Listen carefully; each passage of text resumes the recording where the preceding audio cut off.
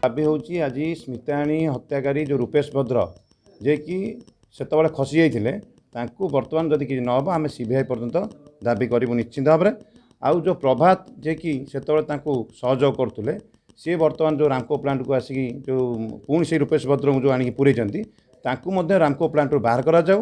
ଆଉ ପୂର୍ବରୁ ଯେଉଁମାନେ ବିଜୁ ଜନତା ଦଳକୁ ସାହାଯ୍ୟ କରୁଥିଲେ ସେମାନଙ୍କୁ ମଧ୍ୟ ସେ ଯେଉଁ ରାମକୋ ପ୍ଲାଣ୍ଟରୁ ସମସ୍ତଙ୍କୁ ବାହାର କରାଯାଉ ଏବଂ ଯେଉଁମାନେ ବିଜେପିର ଲୋକମାନଙ୍କୁ ସେଠି କାମରେ ସହଯୋଗ କରିବା ପାଇଁ କାମ ଦିଆଯାଉ।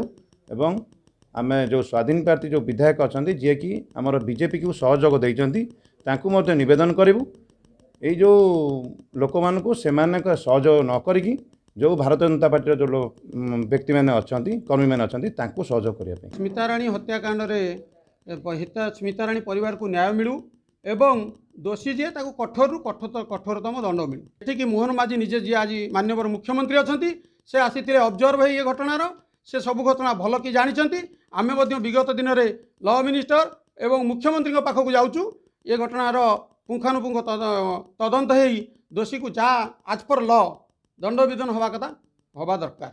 ନିର୍ଦ୍ଦିଷ୍ଟ ଦାବି ସ୍ମିତାରାଣୀ ହତ୍ୟାକାଣ୍ଡ ଯେ ମୁଖ୍ୟ ଅଭିଯୁକ୍ତ ରୂପେଶ ଭଦ୍ର ତା ବିରୁଦ୍ଧରେ ଦୃଢ଼ କାର୍ଯ୍ୟାନୁଷ୍ଠାନ ଗ୍ରହଣ କରାଯାଉ ଏବଂ ତାକୁ ରାମକୋରୁ ଯେଉଁ କଣ୍ଟ୍ରାକ୍ଟ ସେ କରୁଛି ତାକୁ ସେଥିରୁ ବିତାଡ଼ିତ କରାଯାଉ।